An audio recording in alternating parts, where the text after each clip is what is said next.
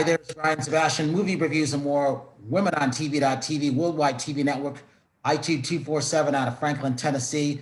And it's History Month. It's Black History Month.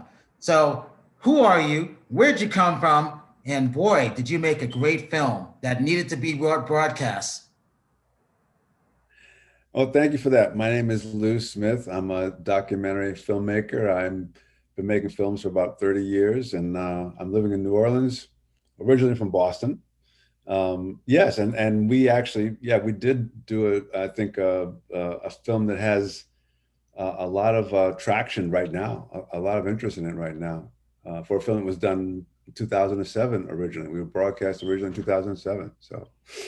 And the great thing about this and the history for those people who don't know, Percy Julian, it's one of those iconic scientists. I love science. I never knew I was going to be a technology guy. I was always told I was not.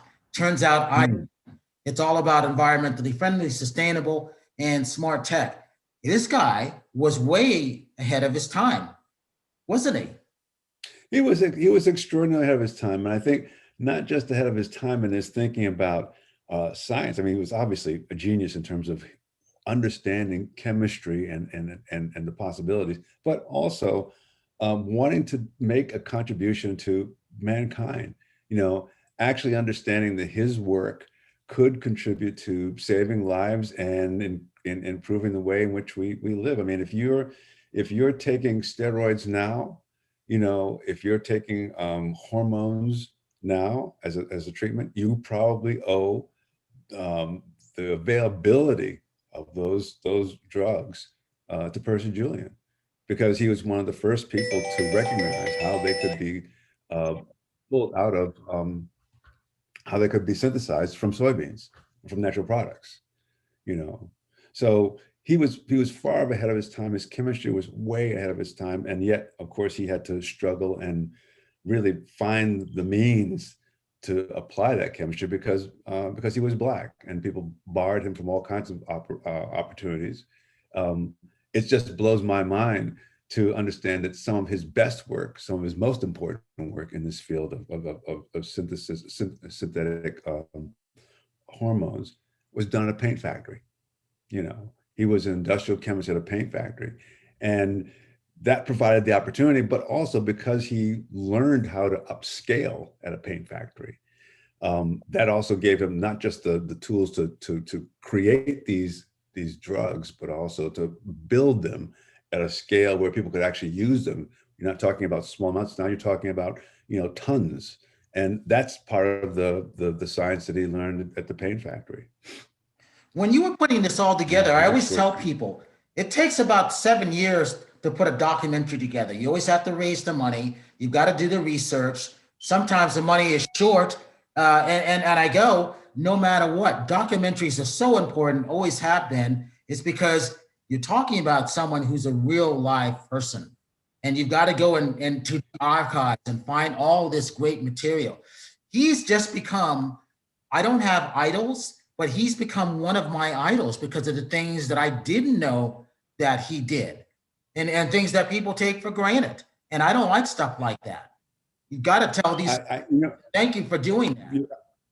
you're absolutely, you know, he's one of mine as well. And in part because, you know, as you said, you know, he's so unknown and yet he's had such an extraordinary impact. You know, people don't even realize there actually is a stamp. There was a stamp that it was issued. A U.S. postal stamp was issued in his honor years ago. They don't realize that in the field of chemistry, this Right. guy is very, very well respected. He's got over 100 patents to his name. And the challenge for us, you know, you're talking about how long it takes to make a film. Sometimes the issue is not just um, raising the money. That you're right. It takes a long time to raise the money. It can be very challenging. The issue for us was that often when you're doing a biography of a scientist, a biography of anyone in film, you have fundamental work that you can build from. You know, you have a book or you have one person who was the genius of this man's life that you can go back to and get him. There was no such thing. There's no book on Percy Julian. There's no real authoritative book. There's no really authoritative study. there's different sort of small pieces, but we really had to do, groundbreaking research to put together the puzzle of his life.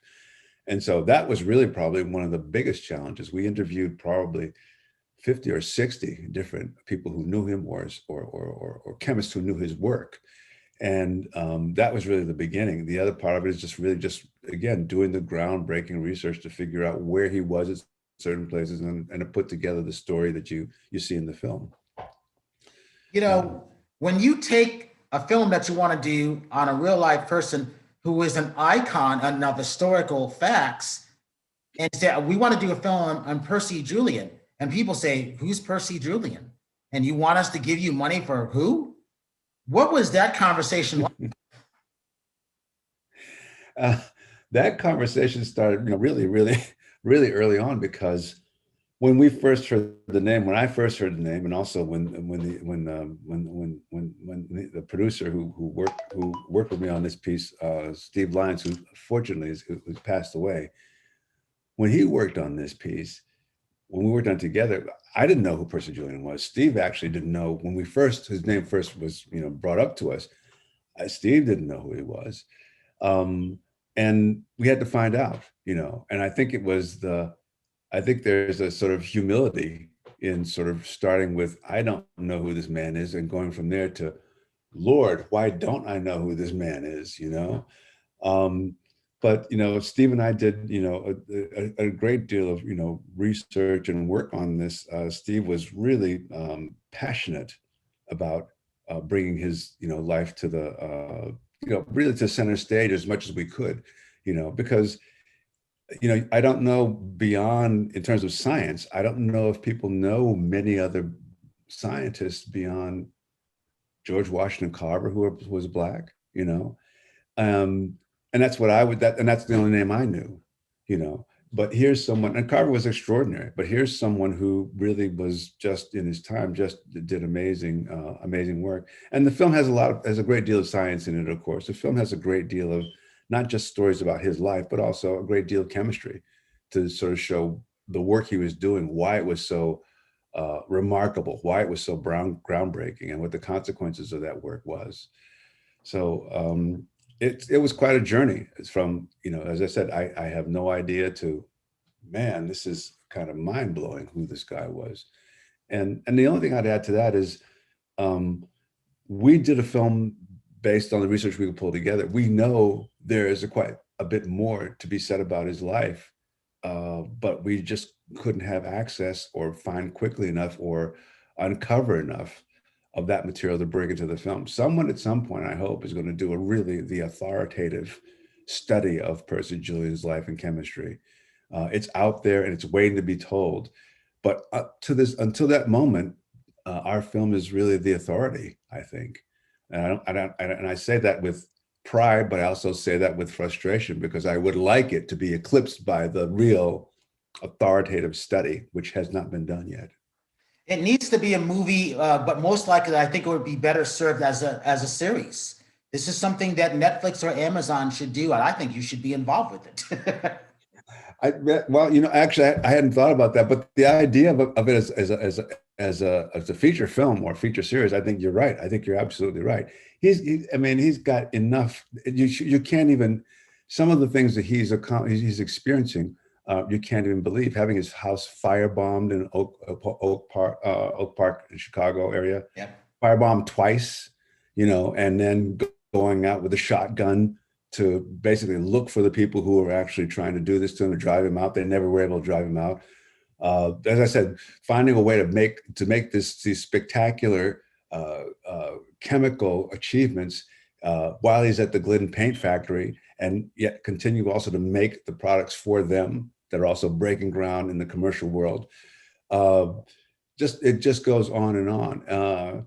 I think in the end, one of the things that also strikes me about his life is his commitment to really transformation. He was committed to not just science, but also committed to changing the way in which African-American people were viewed, so that they could live in places like Oak Park or not be attacked. He was very involved in a lot of housing controversies and so on. So that was also something that was attractive to us, and also exciting to me, that this guy's life was not just in the laboratory, that he was outside the laboratory in the 40s and the 50s and even the 60s, doing, really important work, just trying to change society, to make it better for all of us. Talk about why it's always important for Nova to get things like this and to be in line with PBS. And it's always nice when you can have something rebroadcast, isn't it? Oh yeah. I mean, the rebroadcasting is just spectacular. I mean, I mean, it's obvious it's a moment where, not just as you said, it's Black History Week, Black History Month. So there's a lot of interest in telling these kinds of stories that are uplifting and important and powerful and also forgotten. But there's also the fact that there's also the fact that we get a new audience.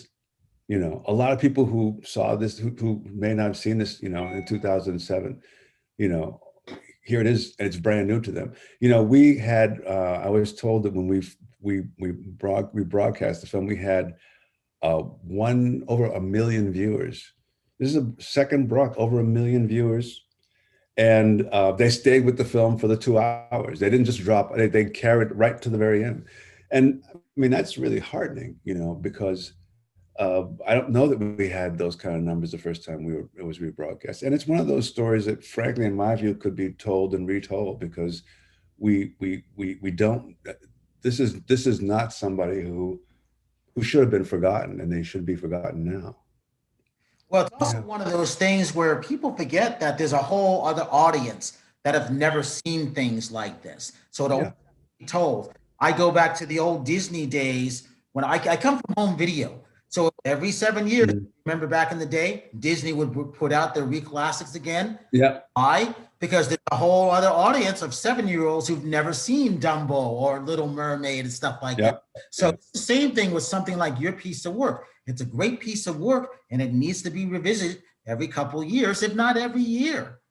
I mean, that's the great thing about I think, documentaries. When I get my film reviewers together, we talk about films that we know people haven't seen. We want them to go out and find these, and we have to tell them where to go and see it. And that's why Nova and PBS are good. yeah, absolutely. I mean, no, especially, I couldn't say it better. I mean, what we call those films, we call those evergreens. They're films that are not connected to, they don't pass away with time. You can bring it back, and it still has the same importance. It's the same story, has the same relevance. And this film is one of those. Not many of the films that Nova does are evergreens, but this one in particular is. And we'll just have to see. It would be great to see it every year. I would love to see it every year, and I'd love to see other schools, take advantage of it. I'd love to see people take advantage of it and use it with young people and let them see, this is a world that you could be in, whether whoever you are, whatever color you are, whether you're Black or whether you're brown or whatever. If you're interested in science, this is a world where you could fit. And I think that's really important. I've said a number of times in these interviews that I had no models for being a filmmaker, let alone a documentary filmmaker. I didn't know, who was I going to model myself after. And so I went through a whole twisted sort of experience to get there. But I would love it for other younger people to not have to go through that, to sort of say, here's a path. I think, and be able to recognize themselves in that world, to say, this is a place where I could be.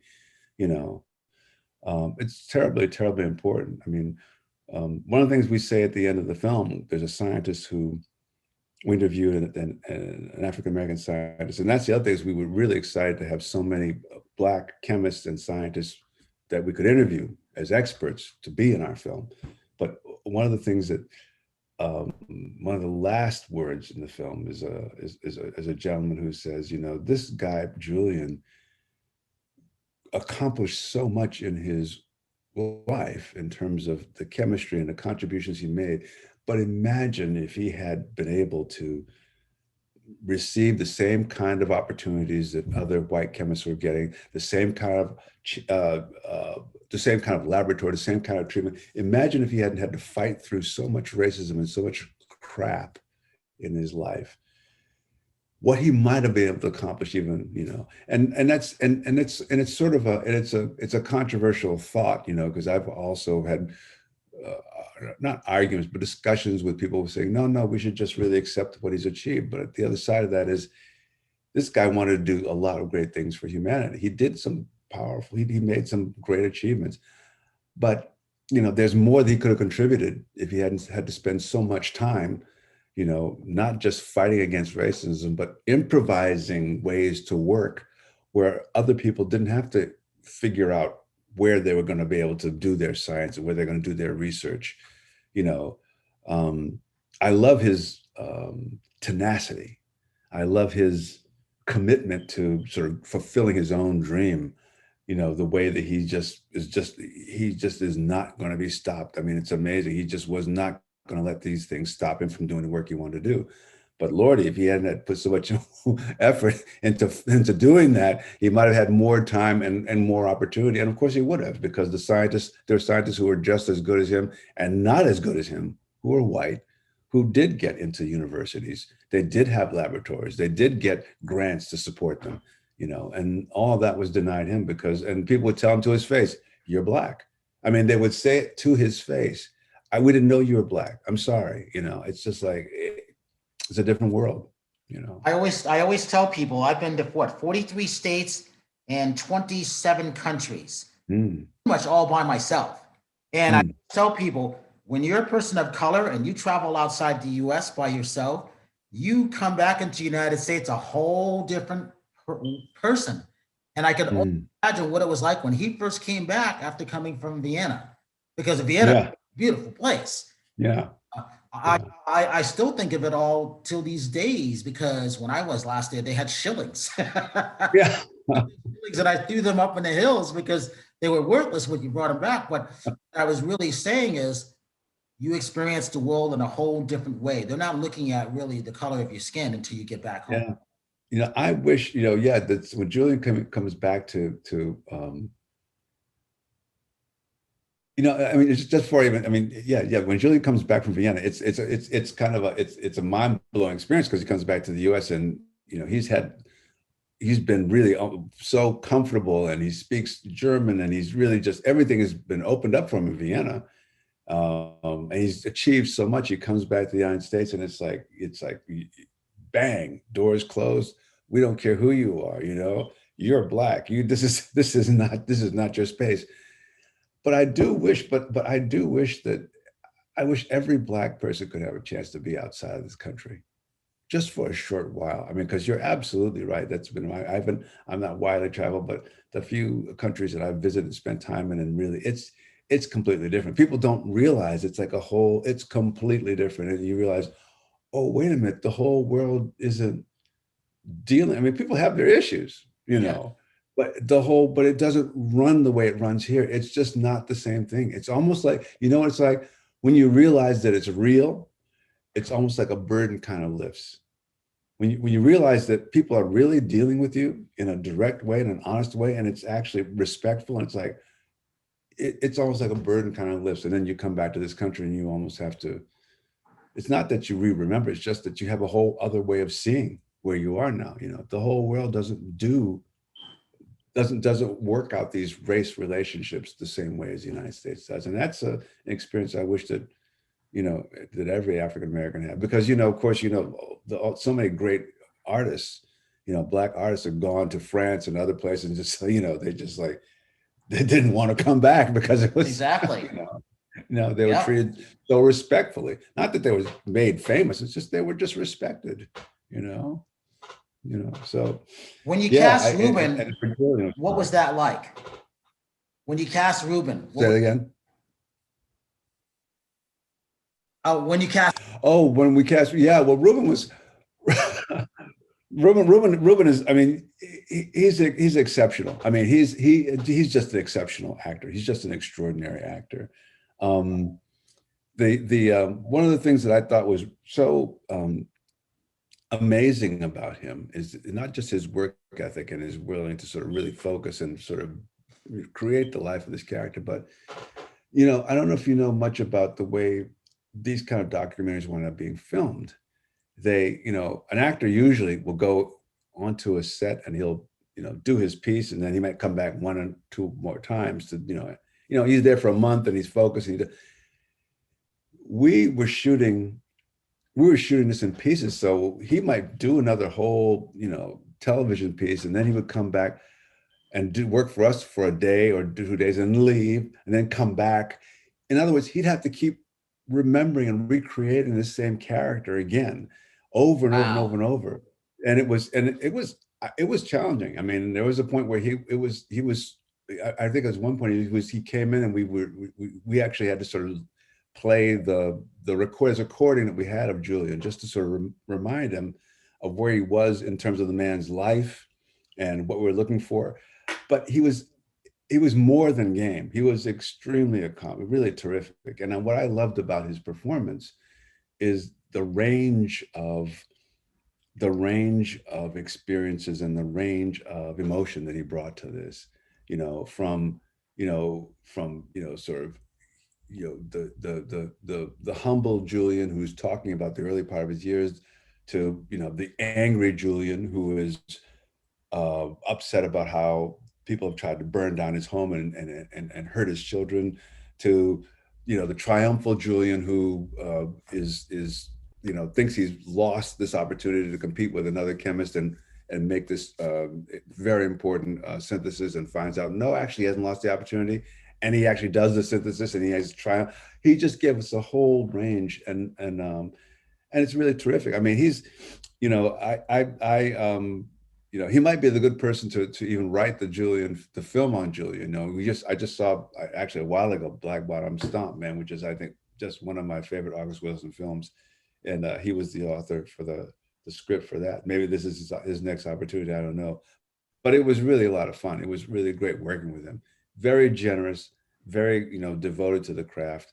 I mean, he was really terrific. Yeah, lots of fun. And the good thing about this is that you can see it the entire month on PBS. And I love that fact of that. What else have you been working on? I'm sorry, say that again. I said, what else have you been working on?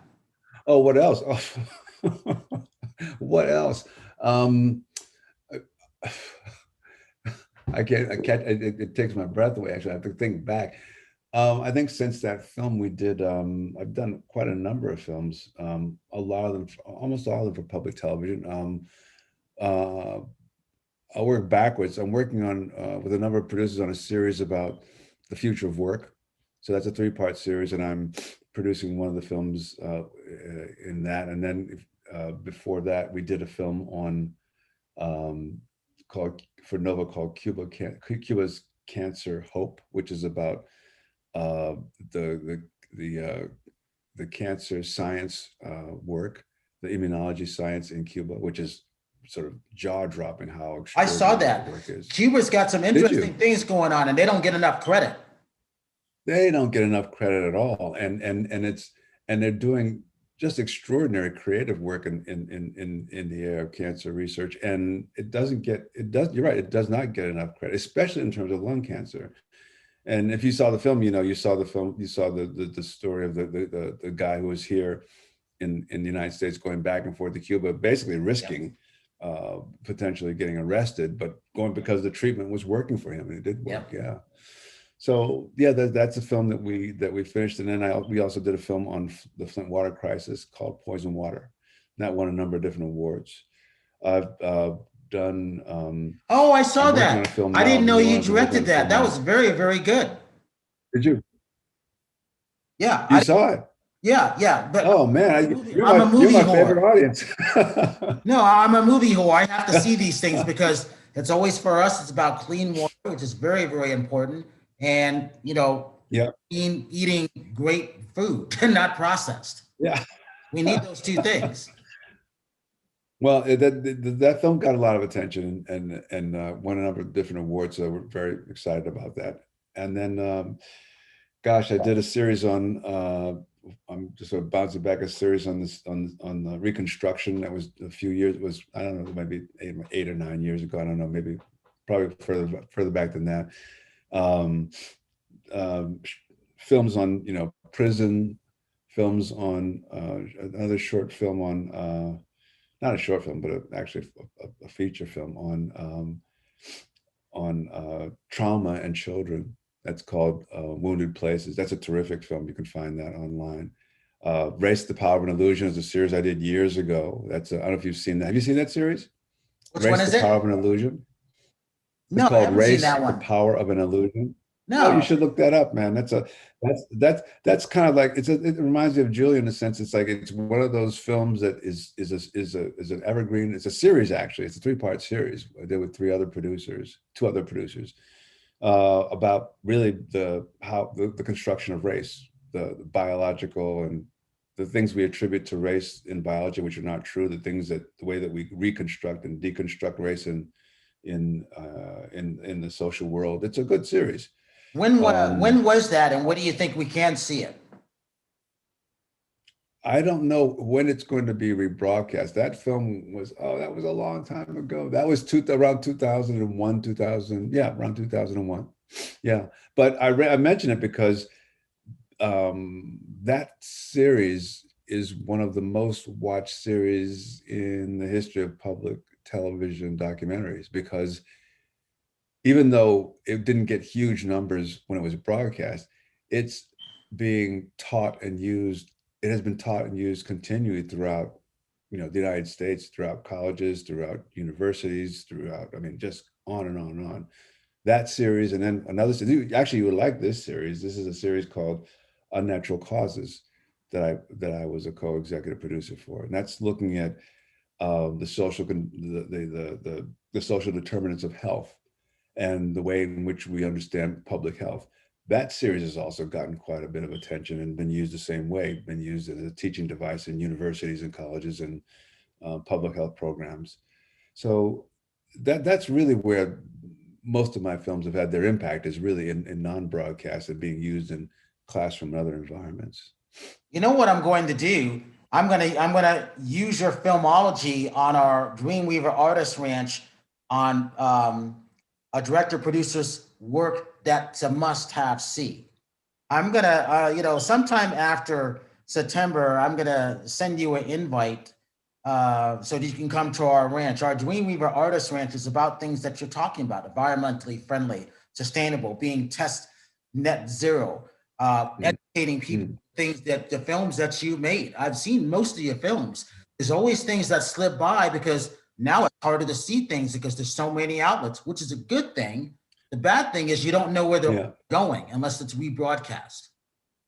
Yeah, yeah. No, I agree. I love to see the race series rebroadcast, but I'm not sure that's going to happen anytime soon. And it's it's one of those unusual series, and it's you'd say it's so old, it's made so long ago, except nobody's done anything like it since then. You know, I mean, it's you'll have to see it if you haven't. In fact, those two pieces you should really see: the race series and also Unnatural Causes. There's a group called California Newsreel that basically organized and had them and commissioned both of them. And they do also extraordinary, actually, in terms of films that you might be, they do extraordinary work, an extraordinary collection of films that they make available to people. But yeah, I'd love to see them rebroadcast. But until then, I'm really excited that they're still being taught and used in classrooms in different situations. And I keep hearing again and again from people who are using them and really just, you know, they use them again and again because there's nothing else out there that covers that material, you know. And that makes a lot of so sense. That's very exciting. But that makes a lot of sense. And that's when you know that your work is being perceived around the world in a positive way. And congratulations. That's a great thing. Great honor to have your work seen like that, especially when it comes to classrooms. I'd like to take that even a step further. When people come to our Dreamweaver Ranch, I'd like to be able to show all of your work in our tiny library so people can see a work done in a different way. We could actually recommend it in a different way. That's what I would like to do.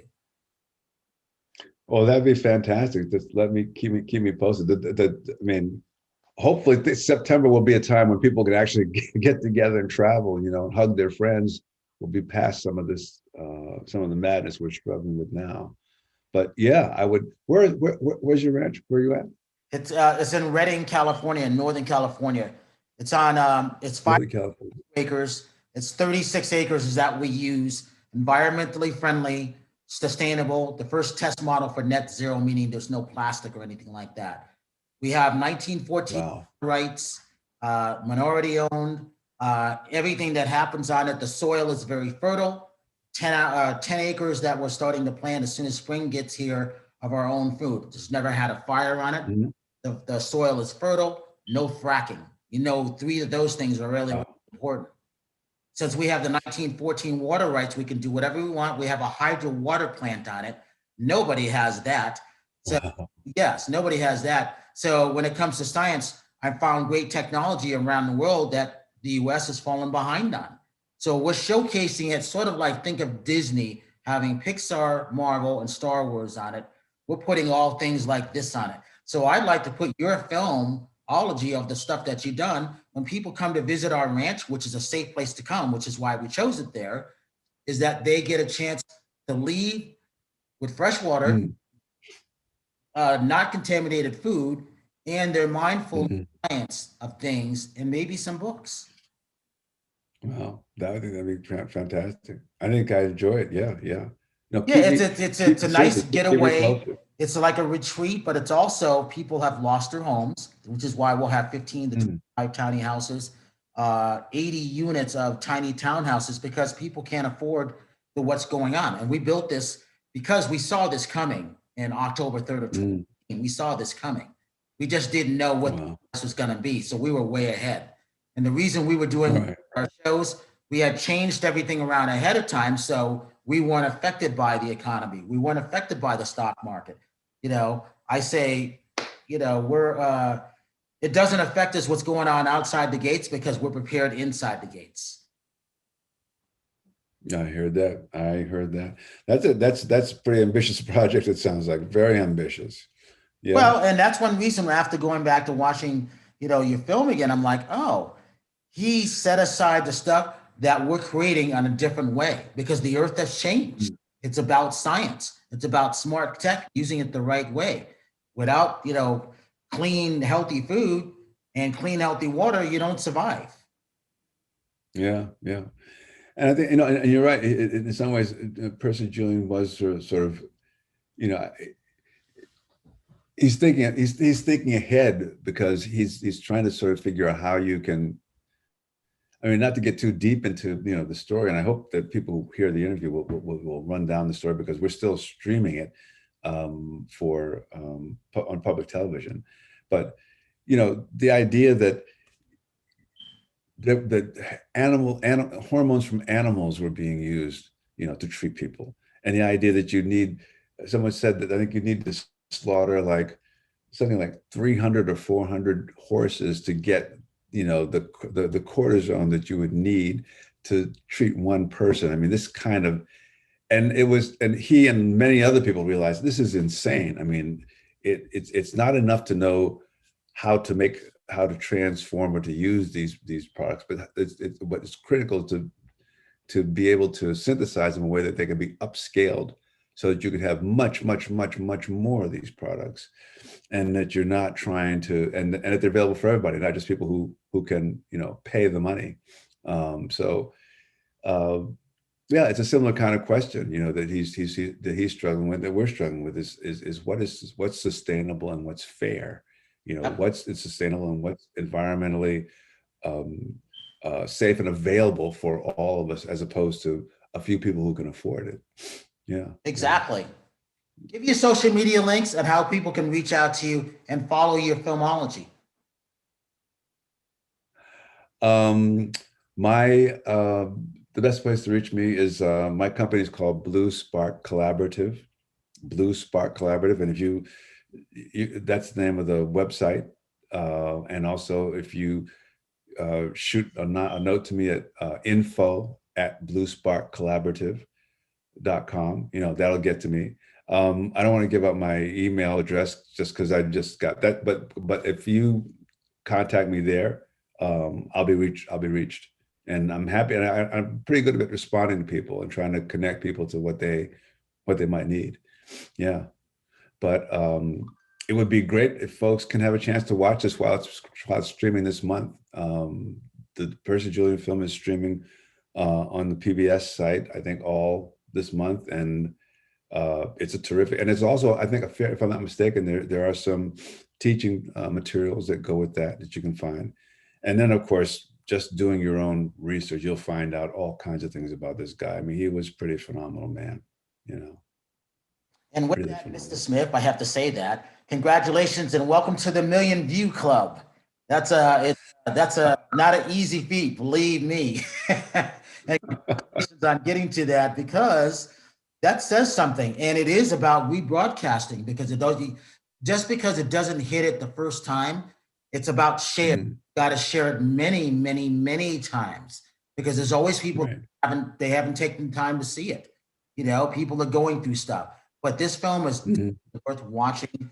And as I always say when I'm leaving people with the audience, if you see someone without a smile, please give them one of yours, because the world needs it. I'm Brian Sebastian. This is Movie Reviews and More, and we will see you next week.